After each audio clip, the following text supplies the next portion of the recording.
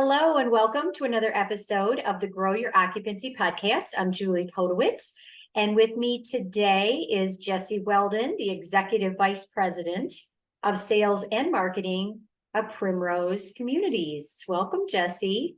Thank you. I appreciate you having me. Oh my gosh, you and I have known each other professionally for many years, and we're continue to work together. It's always a privilege. And we love senior living, and I love picking your brain on anything sales and marketing. But today I really wanted to ask you about a trip that you took recently with your family, and you've been posting it a little bit on LinkedIn. And it was a Make-A-Wish trip to Texas. Yes. All right. So do you mind sharing kind of the why behind the trip and the what and the how and everything with us? Very curious about it. Absolutely. So Lauren, my daughter, has a neurological disorder called Rett syndrome. So her developmental pediatrician put in her name for Make-A-Wish, and she was granted a wish opportunity. So after some research, we settled on Morgan's Wonderland, which is in San Antonio, Texas. It is an all-inclusive water park, and then it's got kind of the dry theme park as well. It's nothing short of incredible. Everybody can access everything there, no matter what disability you might or might not have. Fully accessible. So much thought went into this. It was designed by a dad whose daughter had or has cerebral palsy and wasn't able to necessarily participate in some of the activities that the other kids were doing, and he decided to do something about it. So it was nothing short of amazing. We had the best day ever. We ended up coordinated in by chance with another Rett conference going on, like an informal Rett conference, just happened to be there the same week, the same day, complete chance. We actually were told that we couldn't do one of the days. It was closed for a private group. Well, turns out it was a private group, especially designed for Lauren. So, sometimes it's pretty amazing how chance works. And how old is Lauren? She is 8. 8. Okay. And this is Morgan's Water Park?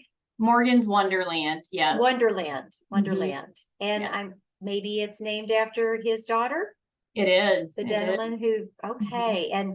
And so this is a water park, an amusement park, kind of heaven on earth for kids and adults, I'm guessing. It is. It was just a perfect experience. Lauren, ran around there. We didn't have to worry about her there. So she just kind of ran around there, with full freedom. And it was just to see your child, who sometimes you have to spend so much time protecting, be able to have freedom. It was amazing. Oh, do you mind? Rett syndrome. Can you tell me just a little bit about what it is? Yeah. Yep. Yeah. It's a neurological disorder. It's a lack of protein in one of the genes. It's not hereditary, completely random. So I describe it as, sort of like Lauren's brain tells her body to do something, right? But then there's a disconnect in the wire. So her brain tells her body to do something. There's a disconnect. So the body doesn't necessarily, it's not able to follow through with those requests from her brain. So she doesn't communicate verbally, but she definitely communicates. It's just in different forms. And you said she was able to run free and go, and you weren't had to worry about her. What was it about the park that was so comforting to you? Like when you said you didn't have to worry about her, in what sense did that you typically would need to worry about her?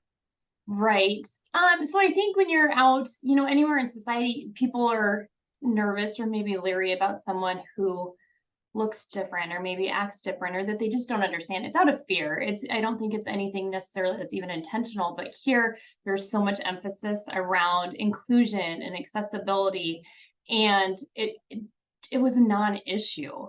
So everybody in attendance just knew that there weren't stares, when Lauren, maybe flaps are as louder, like there weren't stares, there were smiles, and people talked to her directly to her, which Um, it's just, as a parent, like, that's what you want. You want your kid to feel included in any setting.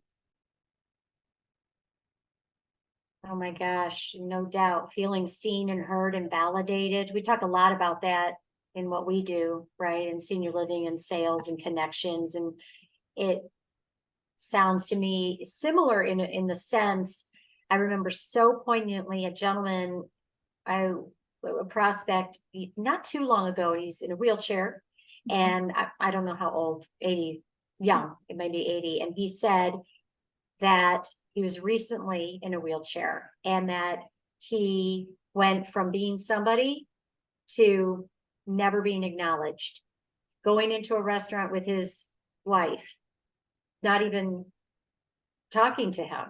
And I get goosebumps. He just said it. I've lost my significance, is what he said. And Yeah. so that must make you feel so wonderful to have, and she, of course, too, you know, to feel seen and heard and have people just talk to her. Is that Mhm. something that you think in kind of every day to day that people are, like you said, it's not a mean thing and necessarily, it's just that out of fear, out of, I don't know why people, you know, an older gentleman, anyone in a wheelchair, why we wouldn't acknowledge that individual. So is it, Mhm. what do you wish, um, what would you wish on others, or what advice, or, you know, in your perfect world with your daughter and certainly the people that you work with too, older adults? I think instead of being afraid of, saying the wrong thing or doing the wrong thing, smile, say hi. You can't go wrong with that. I think fear prevents people from interacting with others that are just might be different than them. Different's not bad. Different's actually really good. And the more you can understand that, just the better human you become.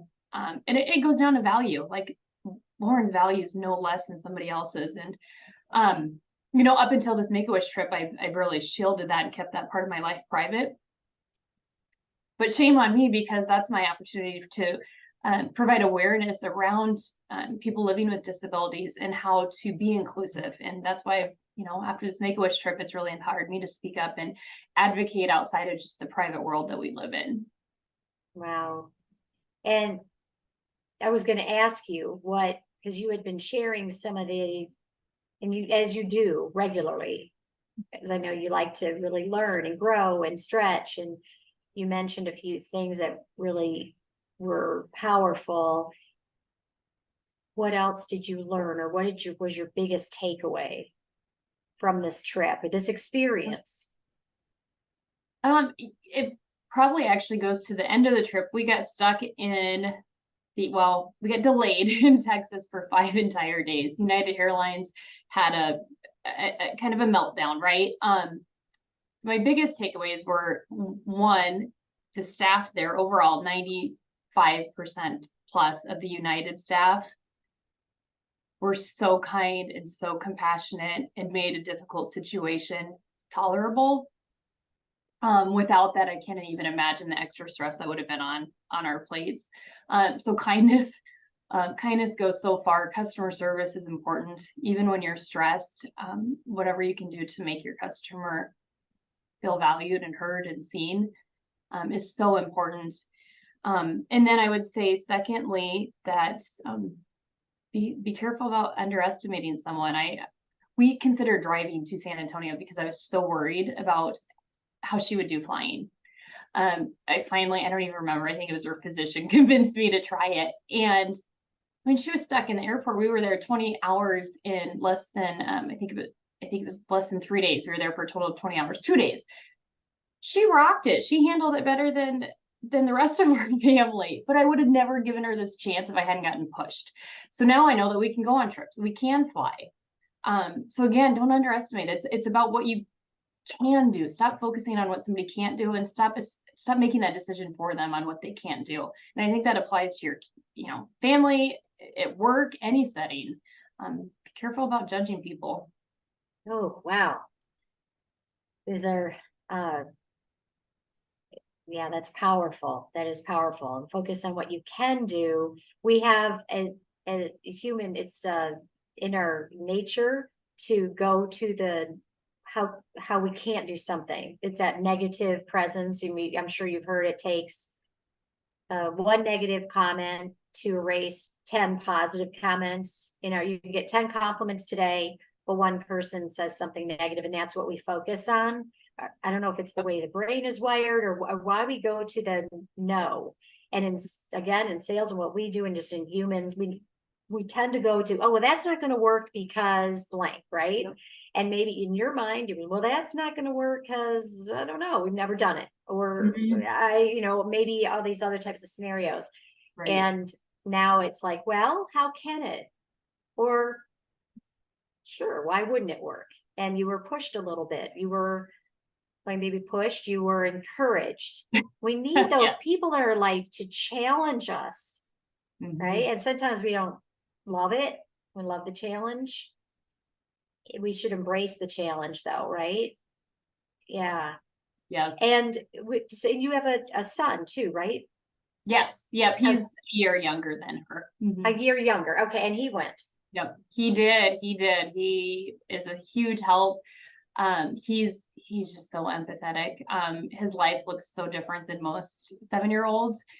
I don't think he's aware of it yet, but just the empathy and kindness that being her brother has given him already at this young age. I'm so excited to see what he grows into. He doesn't see anything different with his sister, and I love that. I do too. Have you ever seen the videos or TikToks or whatever they have? They're talking to preschools or very young children, and they'll say, so what do you have in common, or why are you friends, or and it's two physically very different people, or they think they're siblings, or they say, this is my twin. Oh wow, okay. And they talk about, he's kind, he's funny, or she's she's silly like I am, where they just don't see the quote unquote differences that make no difference. Absolutely. That make no difference, right? And you're a wonderful parent to, raise children and people and awareness of all of us listening to this and people that you touch, that we are so much more similar. We are the differences are really meaningless. Absolutely. Only in the way they make us each uniquely us, right? You uniquely you because of these things. That's a good thing. And just like all, and we are so much more similar than, and focusing on that and growing empathy and kindness. And one last question. You mentioned the airline being so kind and great customer service. What's one thing that sticks out to you where you said they just were excellent with customer service? There was a couple, but I would say the last one, on our third day there, the person working at the gate had just, she could see, like, we've been trying to get home for, 3 days, right? That's crazy. She took the time with me that it probably frustrated the people behind me, but she tried so hard to get us home. The creative solutions that she tried, where I think if it hadn't been her, I think I would have just gotten, moved on. This is what it is. But she tried everything. And she was transparent about what was going on too, which maybe more than she should have been. I'm not really sure, but she was transparent about how bad it was. Then we made a decision that, we're not going to do this. Book us for Friday. We're going to go enjoy these next 2 days. And I don't think that if she hadn't been transparent in that way, again, I don't know if the protocol or not, but that gave us 2 days back to enjoy. We went back to Morgan's Wonderland. I was going to say 5 days is a lot of time to be off schedule and everything, but heck, you got more time at Morgan Wonderland. And I love that you identify that she was transparent. She wasn't making excuses like, well, the airlines are down, or we can't have staff, we can't find people, or gas prices are too high, whatever. And that's not what we want to hear Right. when you're, it's like, it's evident there is a major challenge, there's a major problem here. And there's, like you said, maybe, to whatever degree, but the transparency and the kindness and the patience that she showed you stood out enough for you to say that. And which airline was it? Did you say American? It was United. United. Okay, well, we'll give them a Mhm. shout out, United. Yep. And if someone wants to learn more about Rett syndrome, Mhm. what's the best way to go about doing that? If you Google it, there's a few organizations. International Rett Syndrome Foundation is a huge one. A great advocacy and awareness website. That's an easy place to start. But if you Google it, they'll come up. The support that we have from the Rett community is incredible. I'm not that you ever want any sort of an illness or disorder, but this one has a family that came along with it. It's awesome. Jessi, thank you so much for sharing and opening up your recent, your opening up about something very personal for you and this, your trip and everything it taught you and the experience it gave your entire family. I really appreciate that and appreciate everyone listening to the Grow Your Occupancy podcast. And today, I think we could call it Grow Your Inclusion, Grow Your Kindness, Grow Your Empathy, grow your customer experience, and grow your blindness to differences, right? Thank you all very much for listening, and we will talk to you on the next episode of the Grow Your Occupancy podcast. Thank you, Jessi. Thank you. I appreciate you having me on. My pleasure.